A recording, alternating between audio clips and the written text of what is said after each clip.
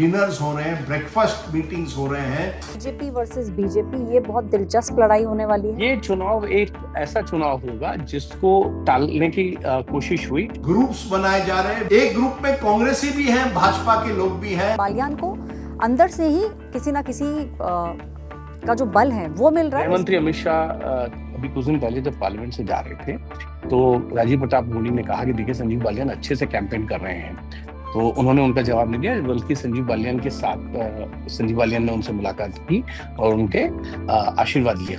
एक चुनाव जिसके लिए देश के प्रधानमंत्री, गृहमंत्री समेत तमाम सांसद वोट करते हैं और इस बार उम्मीदवार के तौर पर भारतीय जनता पार्टी के ही दो बड़े नेता आमने सामने हैं। ये किसी लोकसभा या विधानसभा का चुनाव नहीं, बल्कि constitution club of India (CCI) की गवर्निंग काउंसिल का चुनाव है। वही कॉन्स्टिट्यूशन क्लब जहां 1977 में 21 साल की एक लड़की एक कद्दावर नेता की नजर में आई थी, युवा नेत्री की पॉलिटिकल ग्रूमिंग हुई और आगे चलकर वो देश के सबसे बड़े सूबे की मुख्यमंत्री बनी, मायावती। इसी क्लब में 2002 में एनडीए गठबंधन के राष्ट्रपति पद के उम्मीदवार एपीजे अब्दुल कलाम के नाम की घोषणा हुई थी और इसी कॉन्स्टिट्यूशन क्लब में 2010 में इंडिया अगेंस्ट करप्शन मूवमेंट की एक किस्म की शुरुआत हुई थी। इसी मूवमेंट से आम आदमी पार्टी पैदा हुई थी और अब इसी कॉन्स्टिट्यूशन क्लब के सबसे अहम पद पर चुनाव हो रहा है, गवर्निंग काउंसिल के सचिव प्रशासन के पद पर। चुनाव में एक और क्लब के तत्कालीन सचिव, लोकसभा सांसद और पूर्व केंद्रीय मंत्री राजीव प्रताप रूडी हैं और दूसरी तरफ उन्हीं के पार्टी के 2 बार के सांसद, पूर्व केंद्रीय मंत्री संजीव बालियान।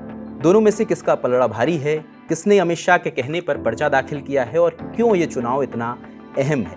पहले थोड़ा सीसीआई के बारे में जान लेते हैं और फिर इन सवालों के जवाब तलाशेंगे। संविधान सभा के सदस्यों के लिए 1947 में सीसीआई की शुरुआत हुई। आजाद भारत में जब भारतीय संसद ने आकार लिया तो इस क्लब को सांसदों का क्लब बना दिया गया। तब ये दिल्ली की करजन रोड पर था, बाद में रफी रोड पर शिफ्ट हो गया।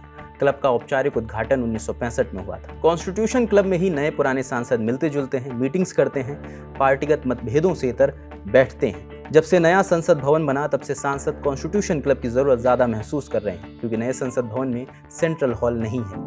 पुरानी संसद में सेंट्रल हॉल था, वही एक ऐसी जगह थी जहां हर पार्टी के मौजूदा और पूर्व सांसद मिलते जुलते थे। इंडिया टुडे से जुड़े हिमांशु शेखर बताते हैं कि इसी कमी को पूरा करने के लिहाज से कॉन्स्टिट्यूशन क्लब को विकसित करने की बात संजीव बालियान कर रहे हैं। सेंट्रल हॉल के अलावा पहले भी दिल्ली में कुछ ऐसे सेंटर्स रहे हैं जहां सांसद, नेता, पत्रकार और बुद्धिजीवियों का जमावड़ा लगता था। इंडिया टुडे से बातचीत करते हुए इंदिरा गांधी राष्ट्रीय कला केंद्र के अध्यक्ष और वरिष्ठ पत्रकार राम बहादुर राय बताते हैं, दिल्ली में अभी जिस जगह पर पालिका बाजार है वहां कभी थिएटर कम्युनिकेशन बिल्डिंग होती थी। यहाँ 30-40 सांसद और नेता हर दिन शाम में मौजूद रहते थे। किसी को राम मनोहर लोहिया या बलराज मधोक से कोई बात करनी होती थी तो वो यहीं पर पहुंच जाते थे। इमरजेंसी के दिनों में संजय गांधी ने इसे ध्वस्त करवा दिया। पूर्व प्रधानमंत्री चंद्रशेखर की जेल डायरी में भी इसका जिक्र मिलता है। वो आगे कहते हैं, इसके बाद जब जनता पार्टी की सरकार आई तो देश भर के लोकतंत्र सेनानियों के लिए विट्ठल भाई पटेल हाउस और कॉन्स्टिट्यूशन क्लब ही उनका दूसरा घर बन गया।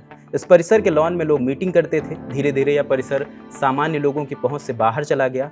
इसका दर्द राजनीतिक कार्यकर्ताओं से बातचीत के दौरान उभरता है और उसका अफसोस भी वो लोग जाहिर करते हैं। अब सीसीआई के चुनाव पर आते हैं। एक बड़ा मुद्दा है क्लब का कमर्शलाइज होना। हिमांशु शेखर अपनी रिपोर्ट में लिखते हैं कि संजीव बालियान समेत अन्य सांसदों का कहना है कि पिछले कुछ वर्षों में क्लब पूरी तरह से कमर्शलाइज हो गया है। क्लब परिसर में जो रेस्टोरेंट समेत अन्य सुविधाएं हैं उसके बदले काफी पैसा लिया जा रहा है। कई पूर्व सांसद जो आर्थिक तौर पर उतने समर्थ नहीं हैं, उनके लिए इस क्लब की सुविधाओं का लाभ उठाना बेहद महंगा हो गया है।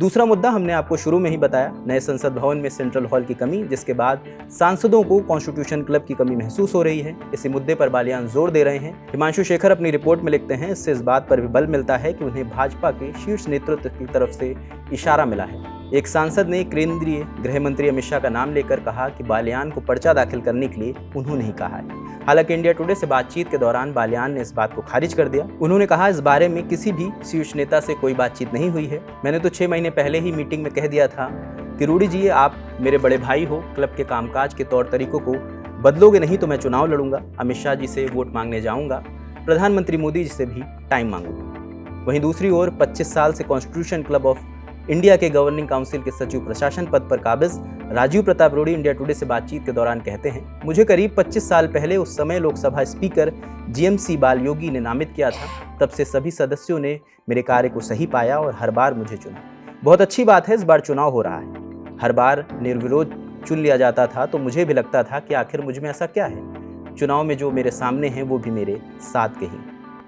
हमने दोनों उम्मीदवारों की बातें सुनी, अब जानकारों की सुनते हैं कि किसका पलड़ा भारी है। हर व्यक्ति को कांटेक्ट हो रहा है, डिनर्स हो रहे हैं, ब्रेकफास्ट मीटिंग्स हो रहे हैं, ताकि एक तरह से जो चुनाव हो वो किसी को नहीं छोड़ रहे हैं। इस चुनाव में हर एमपी दूसरे एमपी के साथ संपर्क में है, ग्रुप्स बनाए जा रहे हैं। विदिन एक ग्रुप में कांग्रेसी भी हैं, भाजपा के लोग भी हैं, तीसरे मोर्चे के भी लोग हैं। इसमें कोई पार्टी वाइज नहीं है। हर व्यक्ति अपने पर्सनल कॉन्टैक्ट्स के हिसाब से वोटर को इकट्ठा करने की कोशिश कर रहा है। जिस तरह से कभी कभी स्टूडेंट यूनियन इलेक्शन हो रहे हैं, उसी तरह से कॉन्स्टिट्यूशन क्लब के इलेक्शन हो रहे हैं। एक तरफ राजीव प्रताप रूडी, जो पिछले 20 साल से जिसका एक तरह से दबदबा रहा है कॉन्स्टिट्यूशन क्लब पर, और दूसरी तरफ संजीव बालियान, जो अब सांसद नहीं है लेकिन वो भी भाजपा से जुड़े हुए हैं। और कहीं ना कहीं एक लड़ाई इसमें यह भी है कि जो आप कहिए ग्रामीण इलाकों से आते हैं और शहरी इलाकों से आते हैं, उनके बीच में एक लड़ाई है। राजीव प्रताप रूडी थोड़े मोर सोफिस्टिकेटेड आप कह सकते हैं, संजीव बालियान आप कह सकते हैं ग्रामीण इलाके के एक तरह से प्रतिनिधित्व कर रहे हैं। लेकिन है बिल्कुल कांटे की टक्कर का चुनाव, क्योंकि हर व्यक्ति अपने पर्सनल कॉन्टैक्ट्स का पूरा इस्तेमाल करने की कोशिश कर रहा है। लेकिन बड़ी लड़ाई ये है कि जब कॉन्स्टिट्यूशन क्लब का चुनाव होता है तो उसमें पार्टी को ध्यान में नहीं रखते। सब पार्टियां से इतर जाके सब अपने अपनी पार्टियों की विचारधारा से अलग हटकर उस पे वोट करते हैं। तो इस बार का चुनाव बड़ा मजेदार भी है, क्योंकि एक तरफ संजीव बालियान है, दूसरी तरफ राजीव प्रताप रूडी है। अब ये कहें कि उनके खिलाफ इनकम्बेंसी है या उनके पास ज्यादा वोट है, ये एक बड़ी चीज है। लेकिन 1237 वोट है टोटल। आप सोचिए कि ये चुनाव कितना महत्वपूर्ण होगा जब सभी पॉलिटिकल पार्टीज के जो मतदाता हैं वो एक ऐसी पार्टी के लोगों के लिए मत करेंगे जो एक पार्टी से आते हैं, और भारतीय जनता पार्टी से। और इसमें जीत किसकी होगी, हार किसकी होगी, ये देखने वाली बात है। लेकिन पार्टियां आपस में बढ़ चुकी हैं। एक तरफ जो है निशिकांत दुबे, जो भारतीय जनता पार्टी के सदस्य हैं, वो संजीव बालियान के पक्ष में कैंपेन कर रहे हैं। दूसरी तरफ सीएम रमेश, जो मैनेजमेंट गुरु के तौर पे जिनको देखा जाता है, वो भी जो है सीएम रमेश के पक्ष में जो है कैंपेन कर रहे हैं। यानी कि साउथ और नॉर्थ की कमान जो है वो निशिकांत दुबे और जो है सीएम रमेश उन्होंने संभाली है। दोनों ही भारतीय जनता पार्टी के सांसद है। तो आप इस चुनाव में बड़ा इंटरेस्टिंग चीज देखने को आएंगी। जब मतदाता आएंगे, वोट करेंगे, किसके साथ जाएंगे, किसके खिलाफ पड़ेगा। ये चुनाव एक ऐसा चुनाव होगा जिसको टालने की कोशिश हुई, जिसमें ये हुआ कि संजीव बालियान जो है अपना जो उन्होंने नॉमिनेशन भरा है उसको वो वापस ले ले। तमाम कोशिशों के बावजूद संजीव बालियान जो है वो मैदान में है और वो अपना संसद भवन में आते हैं। वहाँ तमाम सांसदों से मुलाकात करते हैं, जो उसमें वोटर हैं उनसे मुलाकात करते हैं, उनको बताते हैं कि कॉन्स्टिट्यूशन क्लब के लिए वो सचिव पद पे खड़े हुए हैं और उनके लिए पक्ष में वोट किया जाए। राजीव प्रताप रूडी के लिए एक अच्छा प्लस पॉइंट ये है कि वो पिछले 20 साल से ज्यादा समय से जो हैं वो सचिव हैं। तो ऐसे में कई सांसद अक्रॉस द पार्टी उनके पक्ष में नजर आते हैं। साउथ हो या महाराष्ट्र, गुजरात, या आप देखें मध्य प्रदेश, छत्तीसगढ़, यहाँ के सांसदों के साथ उनके संपर्क है। लेकिन संजीव बालियान ने भी कमर कस ली है कि उत्तर प्रदेश में भी, चाहे वो समाजवादी पार्टी के सांसद हों या भारतीय जनता पार्टी के, बिहार में जेडीयू के सांसद हों या भारतीय जनता पार्टी के या कांग्रेस के, सभी को वो संपर्क कर रहे हैं। इनका बीजेपी वर्सेस बीजेपी, ये बहुत दिलचस्प लड़ाई होने वाली है। उसका कारण ये है कि हमने देखा है किस तरीके से रूडी जो हैं वो पिछले लगभग 20 साल से जमे हुए थे। तो एक जो खेमा है, जो रूडी का के अगेंस्ट जो खेमा है, वो इस समय एक्टिवेट हो चुका है। और बालियान चुनाव हार गए थे, तो एक चुनाव हारे हुए नेता जब रूडी के सामने खड़े हो रहे हैं तो 2+2 करना उतना मुश्किल नहीं है इस समय।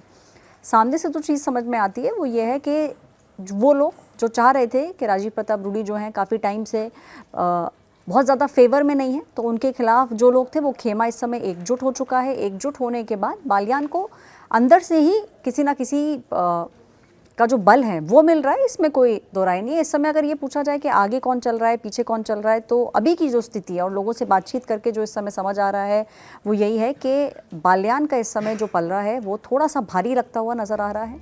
हमने ये भी पूछा कि चुनाव में बीजेपी आला कमान किसके साथ है।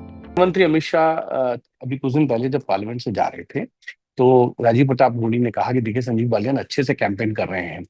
तो उन्होंने उनका जवाब नहीं दिया, बल्कि संजीव बालियान के साथ संजीव बालियान ने उनसे मुलाकात की और उनके आशीर्वाद लिया। तो बस उन्होंने उनके कंधे पे हाथ मारते हुए वो भी आगे बढ़ गए। ऐसा नहीं है कि अमित शाह किसी के पक्ष में किसी के खिलाफ है, लेकिन ये चुनाव बड़ा इंटरेस्टिंग होगा, क्योंकि इसमें वोटर्स सभी सांसद भी हैं, पूर्व सांसद भी हैं, प्रधानमंत्री भी हैं, एलओपी भी हैं, सोनिया गांधी हैं, मल्लिकार्जुन खड़गे हैं, राहुल गांधी है, लालकृष्ण आडवाणी है। ये तमाम लोग हैं यहाँ पे। अब आपको कॉन्स्टिट्यूशन क्लब ऑफ इंडिया का इलेक्शन स्ट्रक्चर भी बता देते हैं। संसद के दोनों सदनों के सदस्य क्लब के सदस्य हैं। पूर्व सांसद देश के मेंबर बन सकते हैं।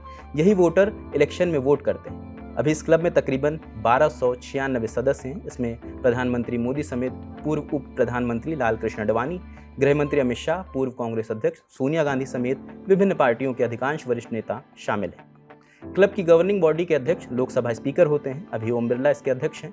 राज्यसभा के उपसभापति और केंद्रीय शहरी विकास मंत्री इसके पदेन उपाध्यक्ष होते हैं। इस लिहाज से हरिवंश और मनोहर लाल खट्टर क्लब के उपाध्यक्ष हैं।